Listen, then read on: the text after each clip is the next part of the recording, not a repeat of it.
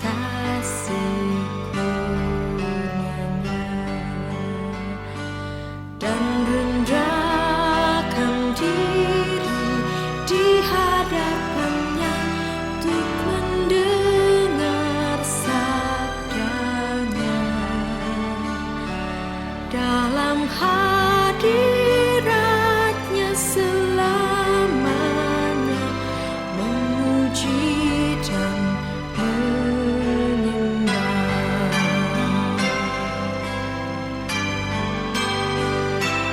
Mari kita menyembah Tuhan, bersujud dalam nama-Nya.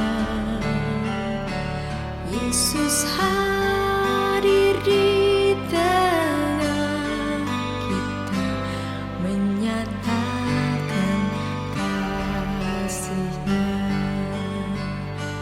dan rendahkan diri di hadapannya untuk mendengar sabdanya. Di kekudusannya selamanya memuji dan menyembah. Dalam hadiratnya selamanya memuji dan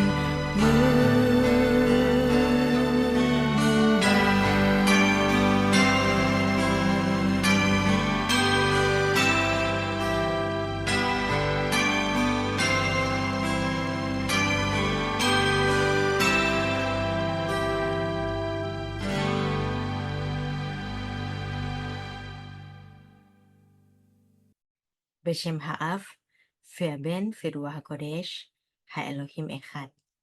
Di dalam nama Bapa dan Putra dan Roh Kudus, Allah yang Esa.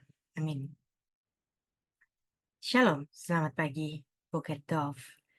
Kita akan meneruskan pembahasan kita untuk kitab Kohelet yang ke-46. Ayat bacaannya dari Kohelet 8 ayat 6-9. Topiknya mengenai kemalangan menimpa orang baik. Kita baca ayatnya. Ki lechol havetz yesh et umishpat kiraat ha'adam rabah alaf. Karena untuk segala sesuatu ada waktu pengadilan, dan kejahatan manusia menekan dirinya. Ayat 7. Ki einenu yodea ma sheyiye ki ka'asher yiye miyagid lo. Sesungguhnya ia tidak mengetahui apa yang akan terjadi, karena siapakah yang akan mengatakan kepadanya bagaimana itu akan terjadi. Ayat 8. En Adam shalit beruach lichlo et haruach ve'en shilton beyom hamavet ve'en mishlachat bamilchama velo yemalet resyaet be'alaf. Tidak seorang pun berkuasa menahan angin, dan tiada seorang pun berkuasa atas hari kematian. Tak ada istirahat dalam peperangan, dan kefasikan tidak melepaskan orang yang melakukannya. Ayat 9. Et kol zeh ra'iti venaton et libi lekol ma'ase asher na'asa tachat hashemesh et asher shalat ha'adam be'adam leralo. Semua ini telah kulihat, dan aku memberi perhatian kepada segala perbuatan yang dilakukan di bawah matahari, ketika orang yang satu menguasai orang yang lain, sehingga ia celaka.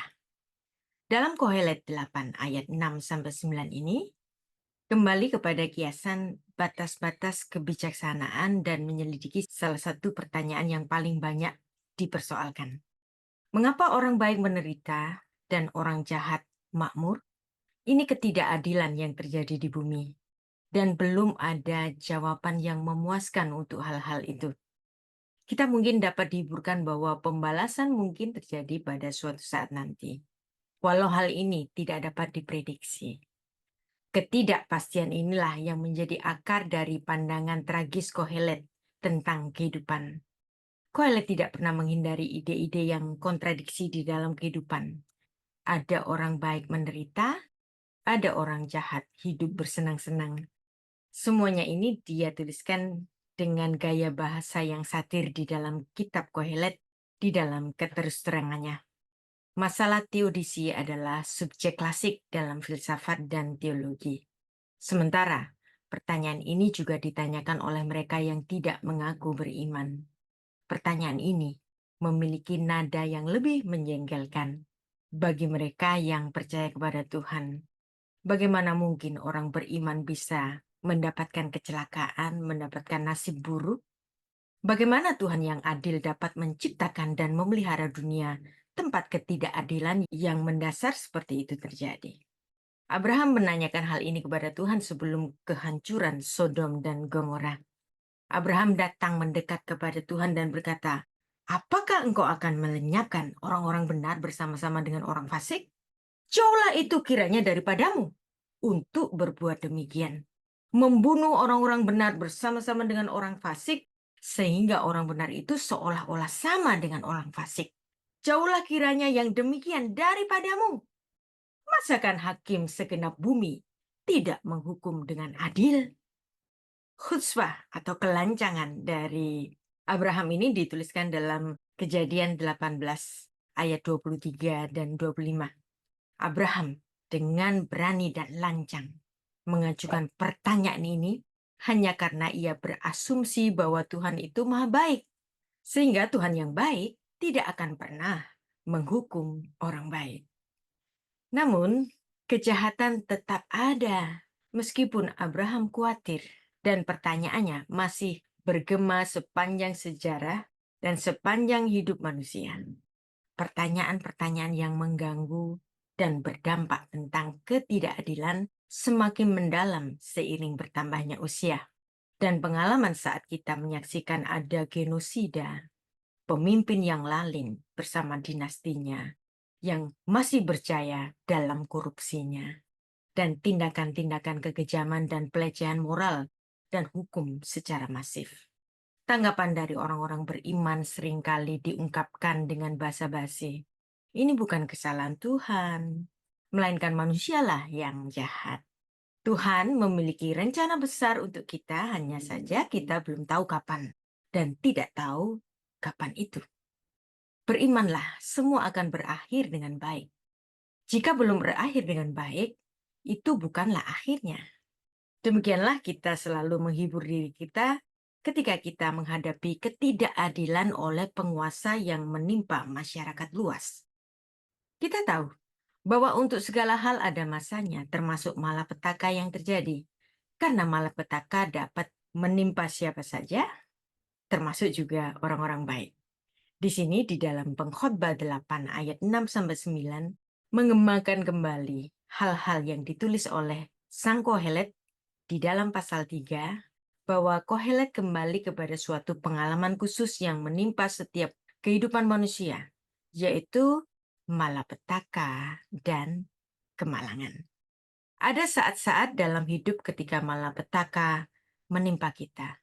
Di kehidupan sehari-hari adalah pertempuran yang dalam dan menyakitkan yang terkadang membuat kita merasa salah dan terkadang membuat kita merasa kalah.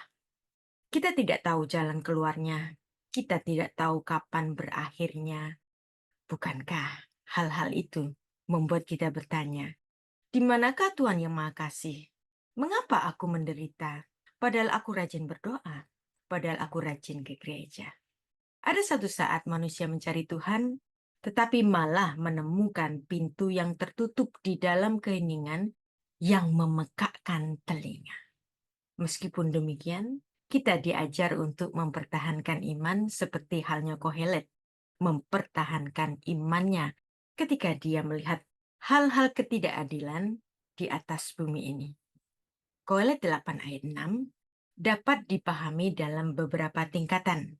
Kata Ibrani hevetz artinya sesuatu yang diprediksi terjadi, suatu purpose, dapat merujuk kepada suatu situasi di mana setiap situasi di dalam hidup akan muncul pada waktunya sendiri dan memiliki seperangkat aturannya sendiri. Dan untuk menghadapinya, kita diharap untuk selalu bersiap. Banyak orang berasumsi bahwa mereka dapat meramalkan masalah yang mereka harus hadapi sepanjang hidup mereka. Tetapi tidak ada yang lebih jauh dari kebenaran yang secara aktual terjadi.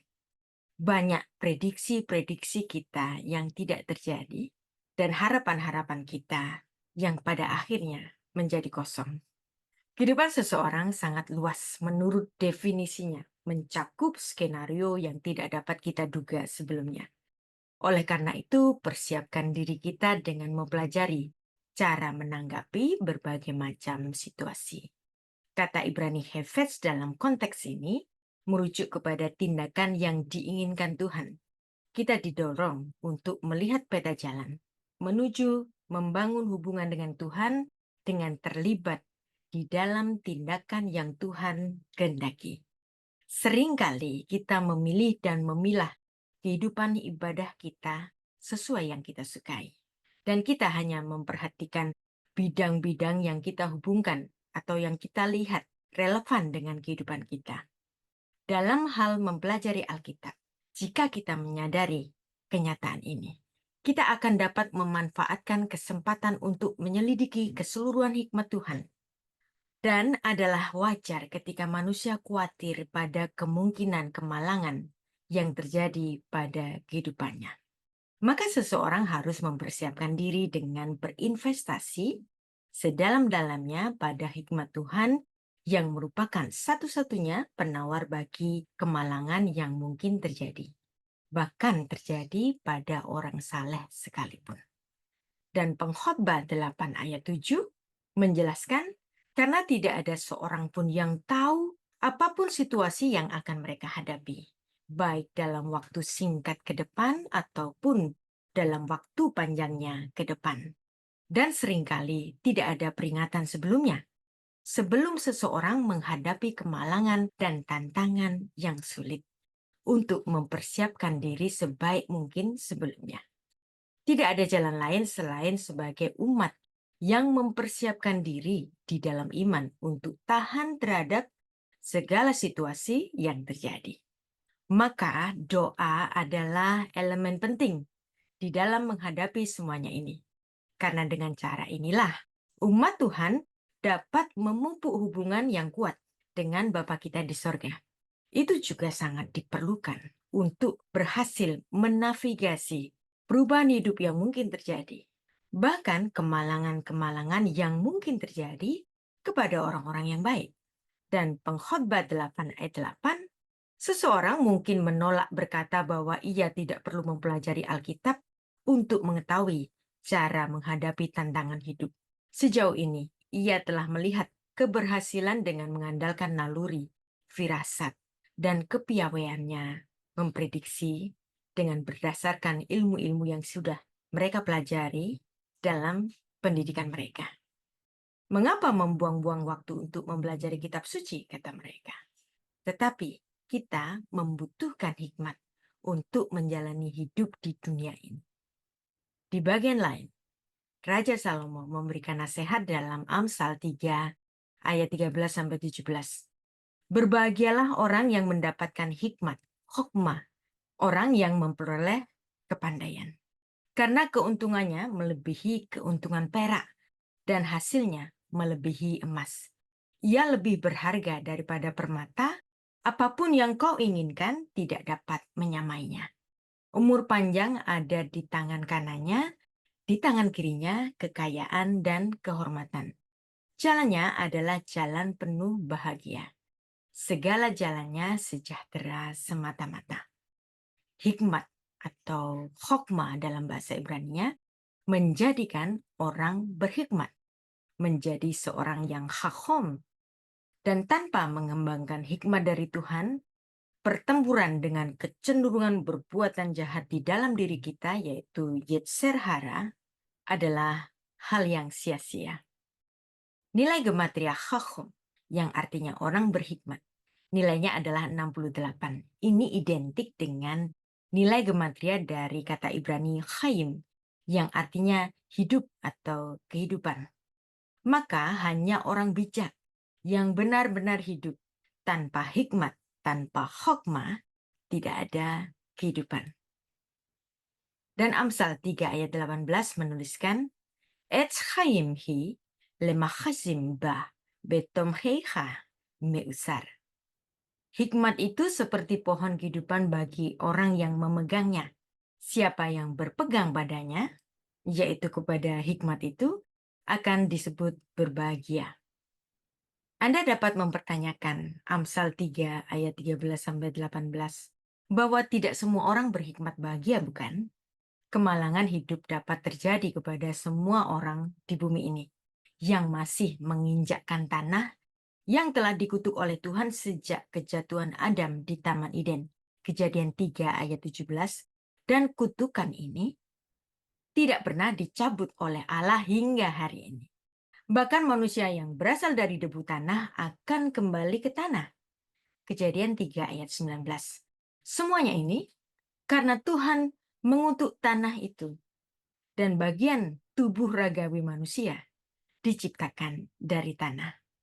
Maka siapapun manusia keturunan dari Adam yang berasal dari tanah, dia akan selalu memiliki kemerosotan tubuh, bisa sakit, dan bahkan pada akhirnya mati.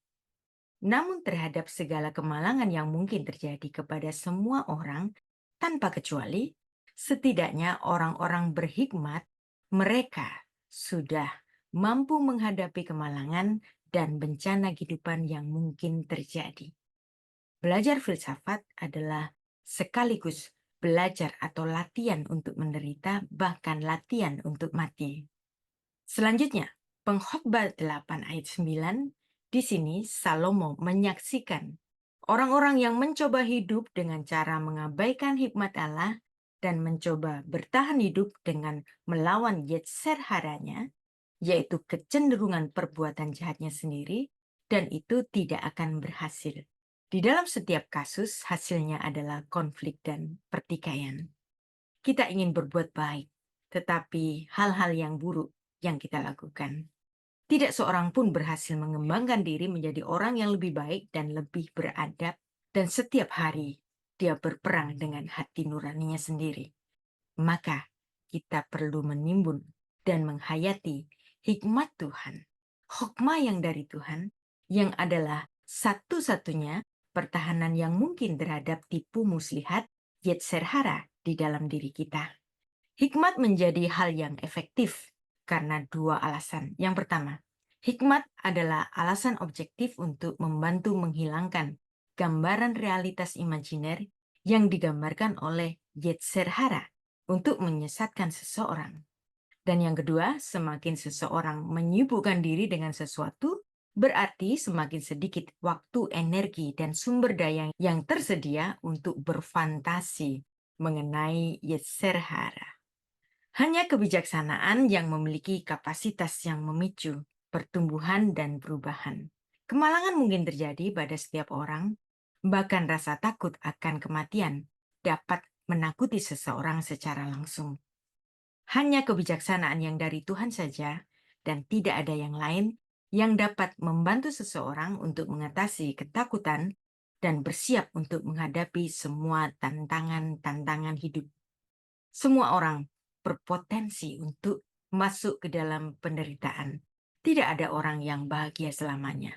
Satu saat dia akan jatuh ke dalam suatu pencobaan, dan disitulah kita memerlukan hikmat yang dari Tuhan. Pengalaman berputar-putar di dalam dan di luar keintiman dengan Tuhan karena berbagai masalah, Kohelet menemukan jalannya di kitab Mazmur. Daud dalam Mazmur pasal 27, ia menempatkan dirinya sebagai seorang pemohon. Ia melihat keberhasilan orang-orang yang tidak pantas menerimanya, dan hal itu dikontraskan dengan penderitaannya sendiri. Dalam Mazmur 27 ayat 9 menuliskan, "Janganlah menyembunyikan wajahmu daripadaku. Janganlah menolak hamba-Mu ini dengan murka. Engkaulah pertolonganku, janganlah membuang aku, dan janganlah meninggalkan aku, ya Allah penyelamatku." Demikian juga dalam Mazmur pasal 73. Dalam tulisan dari Bani Asaf, orang-orang percaya ini merasa bingung dengan pengorbanan rohani yang dilakukan untuk tetap saleh? Haruskah ia berbohong untuk tetap berada di kerumunan orang-orang beriman, sementara dia sedang ada di dalam pencobaan menghadapi penderitaan-penderitaan hidup? Kita baca ayatnya. Mazmur pasal 73 ayat 12-15. Sesungguhnya itulah orang-orang fasik. Mereka menambah harta benda dan senang selama-lamanya. Sia-sia sama sekali aku mempertahankan hati yang bersih dan membasuh tanganku tanda tak bersalah. Namun sepanjang hari aku kena tulah dan kena hukum setiap pagi. Seandainya aku mau berkata-kata seperti itu, maka sesungguhnya aku telah berkhianat kepada angkatan anak-anakmu. Pengalaman menjadi gurunya, namun sang pemazmur membuka matanya lebih lebar terhadap nasib orang-orang seperti itu. Bahwa perilaku jahat mereka pada akhirnya merusakkan diri mereka sendiri. Mazmur 73 ayat 16-22 kita baca, tetapi ketika aku bermaksud untuk mengetahuinya, hal itu menjadi kesulitan di mataku, sampai aku masuk ke dalam tempat kudus Allah dan memperhatikan kesudahan mereka. Sesungguhnya di tempat-tempat licin kau taruh mereka, kau jatuhkan mereka sehingga hancur. Betapa binasa mereka dalam sekejap mata, lenyap habis karena kedahsyatan seperti mimpi pada waktu terbangun. Ya Tuhan, pada waktu terjaga, rupanya mereka kau pandang hina. Ketika hatiku merasa pahit dan buah pinggangku menusuk-nusuk rasanya, aku dungu tidak mengerti, seperti hewan aku di dekatmu. Melalui Mazmur ini, mengajarkan kepada kita untuk tidak perlu iri kepada keberuntungan orang-orang fasik. Tak perlu cemburu pada kekuasaan orang-orang lalim yang seolah-olah hidupnya sekarang ini kelihatan sangat baik, makmur, penuh keberuntungan. Sang pemazmur kemudian memohon ampun karena telah memperlakukan Tuhan dengan buruk, dengan berasumsi bahwa ketidakadilan yang pernah dilihatnya mewakili keseluruhan pengalaman manusia. Di sini Kohelet mengamati bahwa kejahatan di dalam diri seseorang, Yetzer hara, tidak berdaya untuk menyelamatkan pemiliknya. Orang kaya yang jahat mungkin mampu mendapatkan kehidupan dan perlindungan yang lebih baik karena dia bisa membayar banyak aparat untuk menjadi backing bagi dirinya. Dia bisa meng-hire banyak orang-orang kuat untuk menjadi pengawal bagi dirinya. Tetapi orang-orang kaya yang jahat itu, mereka tidak akan dapat menghindari kepastian kematian yang pasti akan menimpa semua manusia. Di situ uangnya tidak berlaku. Demikianlah Kohelet 8 ayat 6-9 yang telah kita belajari untuk menjadi perenungan bagi kita, bahwa sepanjang kehidupan kita di bumi akan selalu ada penderitaan di atas tanah yang telah dikutuk oleh Tuhan, yang sampai hari ini tidak pernah dicabut kutukan itu kepada tanah. Dan raga kita yang berasal dari tanah memiliki konsekuensi itu. Maka harapan kita hanya ada di langit baru dan bumi yang baru, di mana di sana tidak akan lagi ada tangis dan penderitaan. Kita berdoa senantiasa ketika kita menghadapi kesulitan, kita diberi hikmat, kekuatan yang dari Tuhan saja, dan kita terus mempertahankan iman. Selamat berjuang, kita mulai hari ini dengan pengucapan syukur kepada hikmat yang Tuhan berikan pada pagi ini. Beshem Ha'af, Ve'aben, Ve'ruach HaKodesh, Ha'elehim Echad. Di dalam nama Bapa dan Putra dan Roh Kudus, Allah yang Esa. Amin.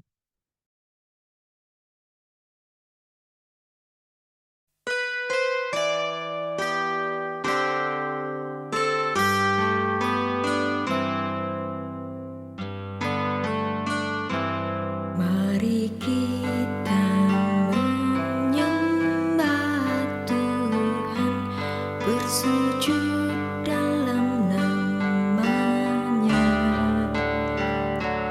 Yesus hadir di tengah kita, menyatakan kasih-Nya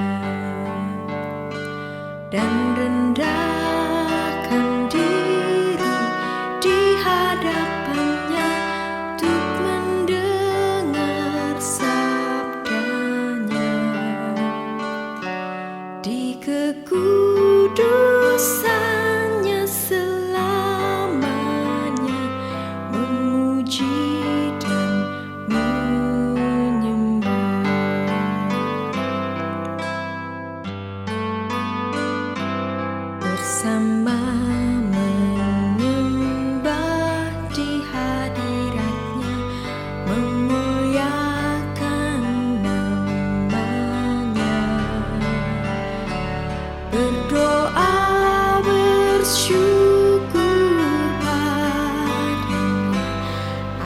lepaskan.